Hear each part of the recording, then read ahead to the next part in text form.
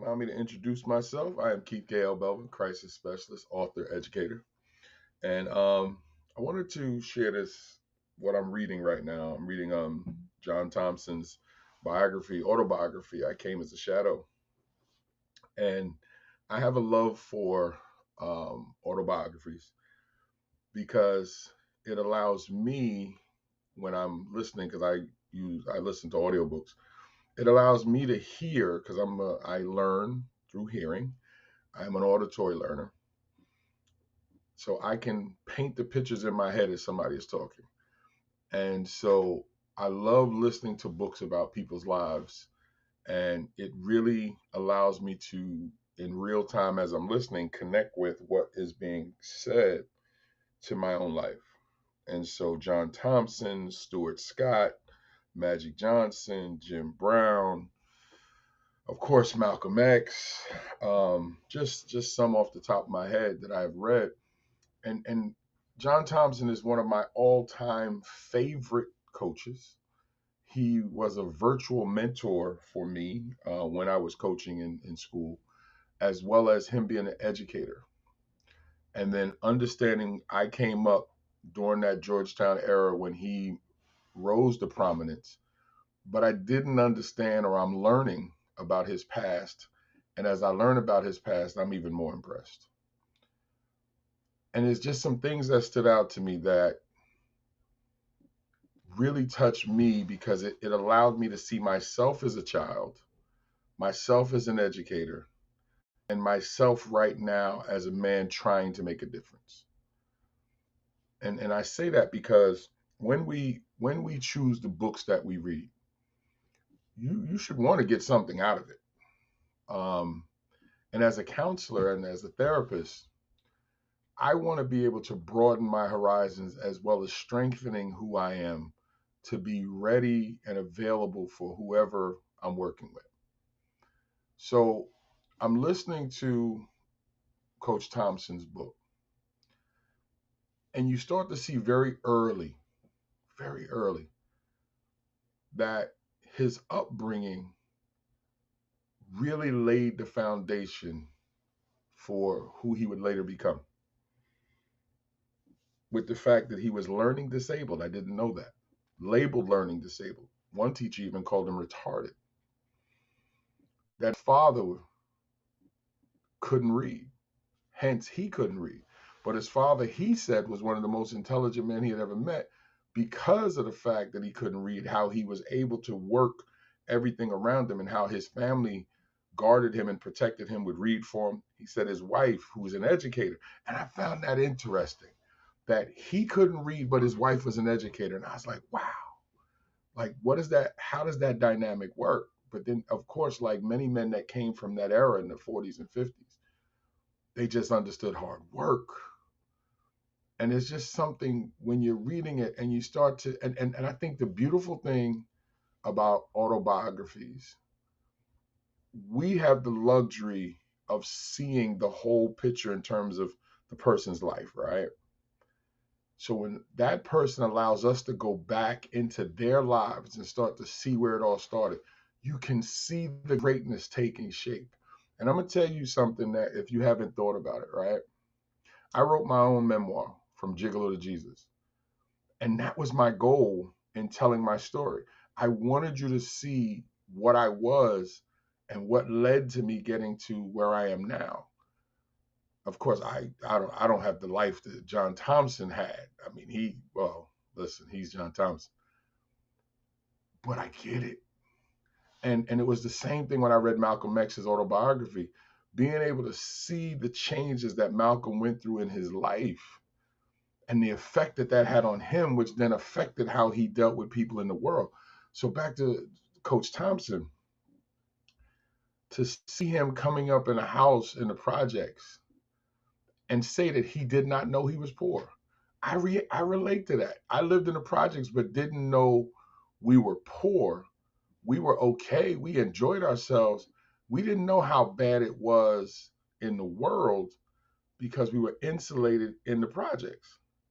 And so when Thompson said, when all you hang out with is the people around you, and your mother and father do a good job of protecting you from certain mindsets, that automatically reflected with how my mom taught me when she said the project is where we live, the project is not how we think. And let me tell you something that's super big about when you connect to someone of stature, someone of greatness, and you see that you have come along those same paths. Well, here's what it is to me. I don't know if it is for you. It says to you that the opportunities of greatness are there for you as well. Like, I got super excited when I heard him talking as an educator, or what an educator. Her name was Sonetta Wallace Jackson. And he says Sonetta Wallace Jackson changed his life because up until that point, he couldn't read. He was labeled learning disabled. And then when he talked about her making learning interesting and laughing and stuff like that, let me tell you why that touched my spirit. Because that's what I did in the classroom. And that's why I had such a fantastic connection to some of the kids that I worked with. Actually, most of the kids that I worked with, I'm still connected to them. So when I see some of my kids going on to greatness, oh man, I know I had something to do with that. I'm not taking full credit of it. I just played my part in their lives. So when you see that a teacher is the one that steered him to the right way, and he said that he had other white teachers who basically poured the negativity into him. But here's one thing that he said, because he was, of course, being a black kid at a Catholic school. That's, he said, where he first experienced racism. He said they would try to, as a man of color, they would try to get him to tone down his temper. And anybody that understands racism or understands the difficulties between races, and I'm not saying racist, the races, ARSCES, between races, is we will have white people say to black people, why are you so aggressive? Why are you so angry? As if they don't understand why, because of racial situations. But he said that one of the white nuns pulled him to the side and said, let me see, I wrote this down. A man without a temper is, no, let me make sure. A man without a temper is really not a man. And she whispered it to him. So when you compare what that white teacher said to his mother saying, don't ever be fearful of speaking your mind, he's getting the same message from two different places.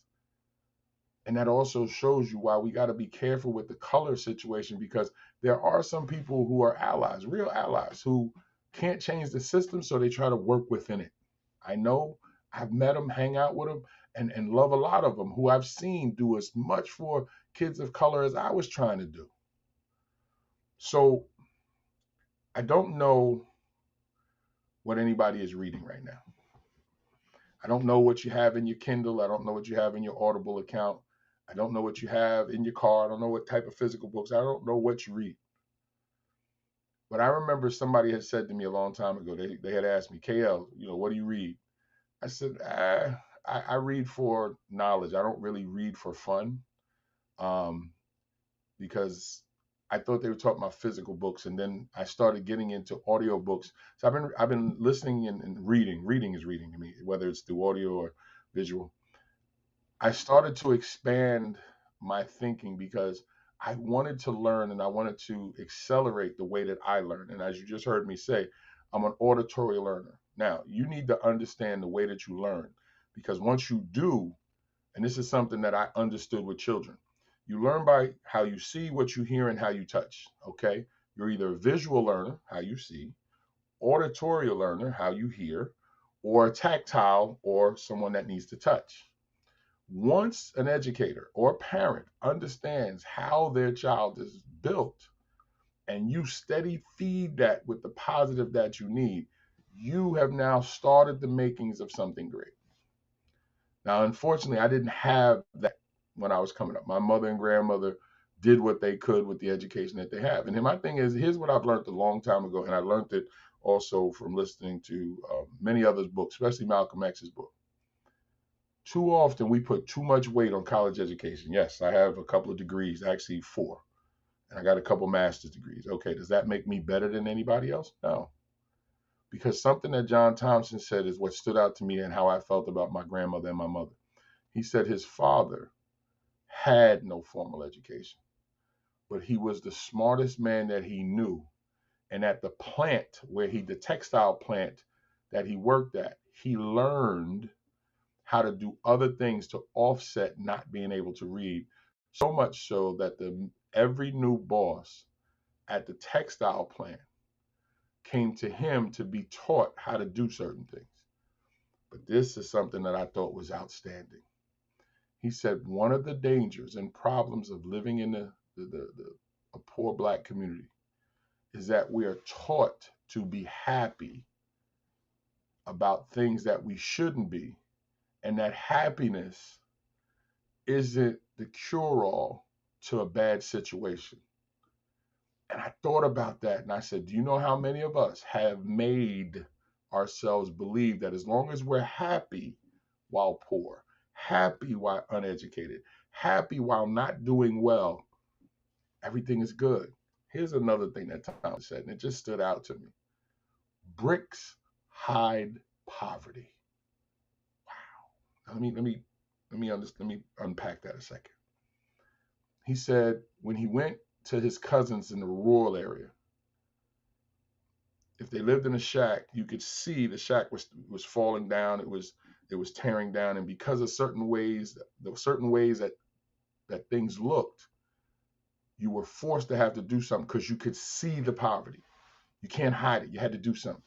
He said, but in the projects and in many places up north, the bricks hid the poverty on the inside. So even though the building was standing, on the inside, roach and rat infested and deplorable living conditions. And the reason why that stood out to me, especially as a project kid, and anybody watching this, put it in the chat if you disagree. Put it in the chat if you agree. Put a 1 in the chat if you agree with what I'm about to say. Anybody who's lived in a poor situation in an urban environment, you have seen how the outside could look halfway decent. And the inside, you are fighting for your life against roaches, rats, just the noise, sometimes asbestos. Oh my gosh, mold, you name it. I've seen it. And so when he said bricks hide poverty, that really did something. Now, why do I share all this with you today? Easy. Thank you for asking. Because the reason why I write the books is because my hope is that somebody is moved from something that I wrote the way I am moved by the way John Thompson, Stuart Scott, Malcolm X, Jim Brown all moved me with their books. I have a book and course coming out April 1st where I'm literally going to walk people through how to make personal changes and spiritual transformations to be able to change their lives because of what I've seen. And I think when I was reading, I know, when I was reading this book today, I knew I was on the right track with what I was trying to do or have been trying to do, because my experiences mirrored many of what Coach Thompson was saying. Now, I won't know until I'm not here, and when I get to heaven, I guess God will tell me. But I'd like to believe the 30, 40,000 kids that I have worked with since 1993, that have had that effect. Actually, I've seen it and I've heard it. I'm not one to pat myself on the back, but I've had some of my students come to me and say, B, thank you. And I appreciate them. But I've never tried to take their shine because I just don't feel it was all about me. Their parents, sometimes just getting good breaks. I got kids coaching Division I basketball. I got some kids who are acting. I got some kids who are performing and singing. I got some kids who are actually running for government. I got some kids who have been championship boxers, have held belts. And I'd like to think that I played a role in that, but I'll never take all of the credit. One, because it's God's. Second, I'm just doing what I was supposed to do. But when I read a book like this, and I'm actually going back in and I'm going to finish up And I think I'm going to definitely read this one or listen to this one a second or third time because there's some notes that I really want to take to help me going forward. So I want to ask any of you, what are you reading? Put put what you're reading in the chat. Hold on one second. We got a call here. Put what you're reading in the chat. Let me know what you're reading. I want to see. Maybe there's some suggestions for me there. Because the 1619 project is the next thing on deck. That when I got a ton of books in my Audible. I'm trying to read 3 to 4 books a month. I'm trying to get to 50 books a year. I got to 52 last year, so I want to get to at a minimum at least 50 books a year because I just want to keep allowing myself to become stronger. And so put in the chat what you're reading. And again, here I want you to take note. Now listen to me. My book, From Gigolo to Jesus, not the autobiography, not the memoir. From Gigolo to Jesus, 10 Steps to Personal Growth and Spiritual Transformation. The book and the course is dropping April 1st. And in that, I am going to give you the book and a digital product where I am actually going to be teaching. Yes, I'm going to teach the personal and spiritual steps taken to help you grow as an individual and to help you make a spiritual connection because it is my spiritual base. It is my faith that has allowed me to anchor myself into being somebody better. And then it was the acknowledgement that I needed to change and having those people around me to help me change. I am going to be that to you. Now, who are you? Well, if you're a woman between 35 and 70, this is perfect for because you're the person that I normally work with. Now, if you're a male and if you're a female younger than that or older than that, or if you're a male and go, what about me? Oh, it'll work for you too. It will. Because I don't make things difficult to understand. I put it where the goats can get it. And then I'm going to have a conversation. Each module will have a video part of me explaining what you need to hear. And I believe it is going to be something that you're going to need. Actually, I know it is going to be something that you need. And yes, it's going to cost. How much? Ooh, buckle up. Yeah, I'll tell you, just buckle up. It's not going to be cheap. And the reason why is because I'm taking my understanding, my knowledge, and I'm going to teach. I want you to be better. I want you to go through the course and feel that you got something from it. The same as when I'm reading this book right here, I'm getting something from it so much that I'm going to go back. And anytime I read a book 2 or 3 times, it is because it is touching on many pulse points for me, and I really want to absorb some of that because I want to be able to give that back in my own way. I am working to create the same thing, as well as I'm finishing up my other book from Lukewarm Saint 2. I've gotten quite a few requests from people that read Lukewarm Saint 1 who are mad that it's been 5 years, actually 6 years. Ooh, might even be 7. It's like 7 years since the release of my first inspirational fiction book. I was supposed to long finish book 2 and book 3. I'm going to get that done too. So again, I don't know who needed this morning. I hope that whatever you're reading is moving you as much as this book moved me. Please put it in the chat. I would love to know what you're reading just to give me some reading ideas. Or if you've read this book, hit me up and tell me what you thought about it. You know, I am a Georgetown fan, have been.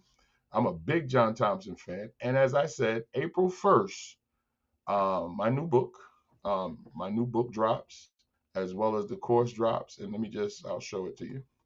There it is. From Gigolo to Jesus. A journey. Oh, that's the wrong one. That's the other cover, From Misogyny to Monogamy. Oh, okay. Let me see if I got the new one up here. But yeah, I got to change. That's the other one I was going into. That's actually the cover to the what's the name. So I'm gonna switch that. I don't want to have that there. Let me see. Nope. Okay, let me take that one out.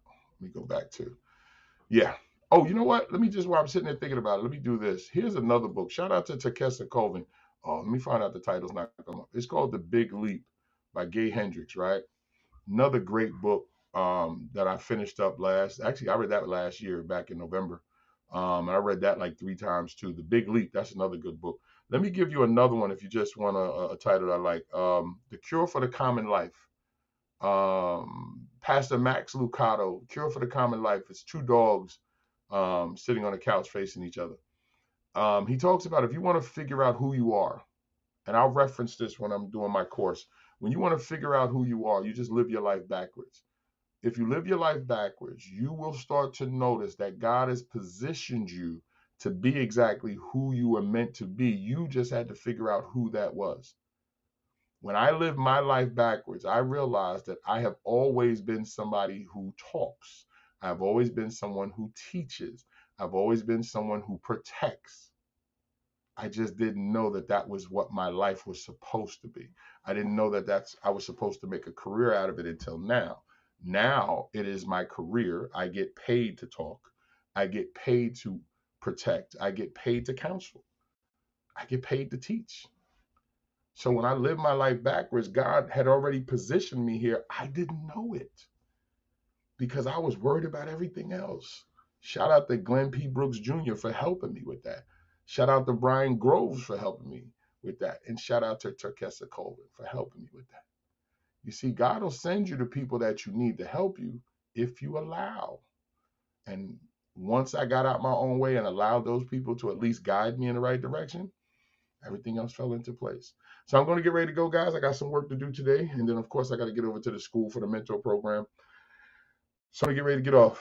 Last thing, to anybody who works with other people, I want to share this with you.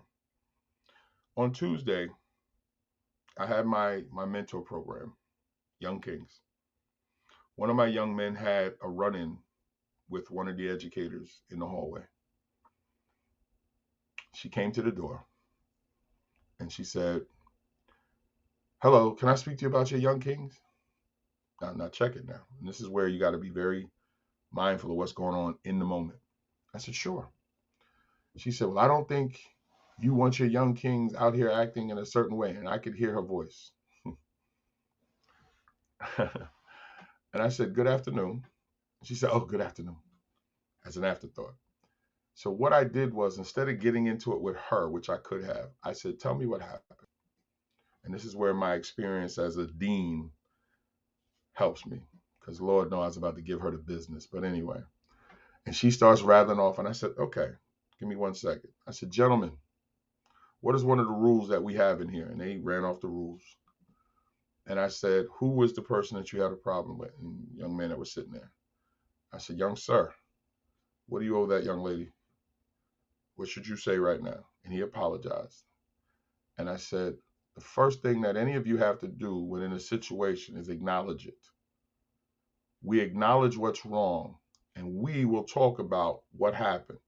So then I turned to her and I said, "Ma'am, now I apologize for them because my name is connected to this. They're representing me. So if you felt offended or disrespected in any way, I apologize for them.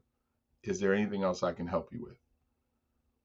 Now here's the you can tell that this person is salty with themselves. The answer should have been, "No, sir. Thank you." Because she never knew my name. She never even asked my name. She said, "Well, I just wanted to make sure because I'm sure the way you run your program, I don't think you want your kids acting disrespectful." And I said, "What's your name?" And she told me the answer. "My name is Mr. Belvin." And I said, "There's a lot of things I want from them in this program. But one of the first things is that I want them to understand that nothing changes overnight. So I will address everything that you brought to the table. And I hope that you'll do the same when you see them in the hallways to help them understand that change takes time and it takes patience. Because sometimes our expectations can be higher than the actual situation." You would agree, right? And see, when you're dealing with somebody who has an inferior emotional situation, you could see she didn't know what to do because I don't know what she was anticipating. But you could see that now she didn't like the spotlight being on her. She said, "Yeah, I guess you're right. I guess." I said, "Well, thank you. I'm going to deal with that. You have a wonderful day, unless there's anything else you want to talk about." She said, "No." And you could tell that she was rubbed a little bit because, and I seen this when I was in schools in New York as a dean. Some educators want you to automatically jump on the bandwagon and attack the child that they have a problem with. No, we're not doing that. This is what these kids deal with on a regular, of being attacked when they're wrong. If they're wrong, they're wrong. We're going to deal with it. We're going to have a conversation, but you don't get to attack anybody in a safe space that I create. We don't do that. I've been working with young men and women for over 93, 94. So we're looking at almost 30 years. So in my 30 years of dealing with children, I don't see them get anywhere being attacked. And then when I closed the door and had the conversation with my young men, I said, do you know why I turned it towards y'all instead of her? Not only did they get it, they understood it. So one kid at the end of the day said to me, hey, B, man, I really like you. I said, thank you. I said, why? He said, because you talk in a way that I can understand it. I don't feel like you're making me feel stupid. I said, no one should ever make you feel that way, but thank you. And I hope that you'll keep coming back, because he hadn't been here in a couple of weeks. He said, no, I am. Here's the best thing. After the program was over, 5 o'clock, we're going downstairs. As I'm walking out the door, he came over to me and gave me a pound again. He said, nah, B, I really do like what you say, man. You're really cool. Thanks, bro. Appreciate you. And here's what I've learned, whether it's Delaware, New York, or wherever. Make a kid feel comfortable. Make a child feel that they have a place. Make a child feel that they have a voice. And what you expect from that child will show itself. There's no magic. And that's why when I listened to John Thompson's book, and I heard him say that Sister Shanetta Wallace Jackson did that for him, it automatically connected what I do for the children that I've worked with and who I try to carry myself. So I don't know who needed to hear this today. I don't know if this made a difference. I pray that it did. Please leave your thoughts in the chat. Please like this. Please share this. And let somebody know I'm here and I'm here to help. And if you need some private conversation with me, reach out. But more importantly, circle April 1st on your calendar. That is when the book and the course drops. Okay? All right? And I don't want to pull a fat Joe. The price is the price. We're not going to do that. But yes, the book and the course drops April 1st. And we're going to do more of this, and you'll get to interact with me in more ways. Okay? Have a wonderful day, guys. God bless. I have to get some work done. It has been a pleasure being in front of you. Take care.